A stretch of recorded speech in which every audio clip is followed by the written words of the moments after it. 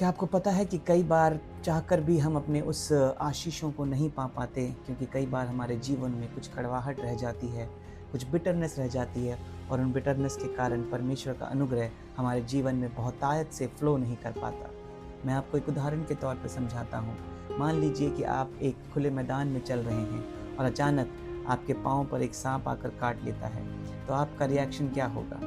आप अपनी चोट को देखेंगे या उस सांप के पीछे जाएंगे और उसके पीछे जाकर के उसको पकड़ेंगे और पकड़कर उससे कहेंगे कि मैं तो चुपचाप चल रहा था, तूने मुझे क्यों काटा? मुझसे माफ़ी मांग, मुझसे माफ़ी मांग। ये सुनने में हास्यास्पद लगता है, परंतु कई बार अपनी ज़िंदगी में हम ऐसा ही करते हैं। जब कोई हमें चोट पहुंचाता है, जब कोई हमें दुख पहुंचाता है या हमें दर्द देता है, बजाय इसके कि हम उस दर्द को, उस चोट को अपने जीवन से दूर करें, काम करें कि परमेश्वर की आत्मा हमें उस कड़वाहट से बाहर निकाले, हम उस व्यक्ति के पीछे लग जाते हैं और कोशिश करते हैं कि कैसे उसे नीचा दिखाएं, कैसे उससे माफ़ी मंगवाएं, कैसे बताएं उसे कि उसने मेरे साथ क्या किया है।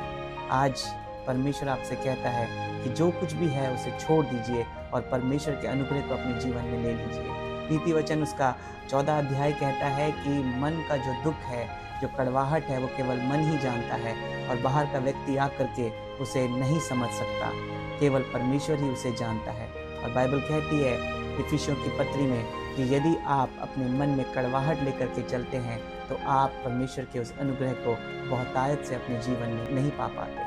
तो आज अपने जीवन से ऐसी हर एक कड़वाहट को निकालिए जो लोगों ने आपके जीवन में थोपे हैं या लोगों ने आपके जीवन के ऊपर कहे हैं, क्योंकि परमेश्वर आपसे कहता है कि आप उसकी नज़र में बहुमूल्य हैं। वो आपको अनुग्रह से भरना चाहता है, वो आपको आशीषों से भरना चाहता है। उसका अनुग्रह मेरे लिए काफ़ी है, बाइबल कहती है। और उसी अनुग्रह में जब हम चलते हैं तो ये सारी कड़वाहट, ये सारे दर्द हमारे जीवन में छोटे लगते हैं। हम अपने जीवन में काम करते हैं बजाय इसके कि लोग हमारे बारे में क्या सोचते हैं, बजाय इसके कि किसने हमें चोट पहुंचाया है, बजाय इसके कि ये जानने के लिए कि उससे हम किस प्रकार माफ़ी मंगवाएं। परंतु यदि हम परमेश्वर को अपना काम करने दें तो परमेश्वर न केवल हमारे शरीर को चंगा करता है परंतु हमारी आत्मा को भी चंगा करता है और अपने नज़दीक लेकर के आ जाता है। आमेन।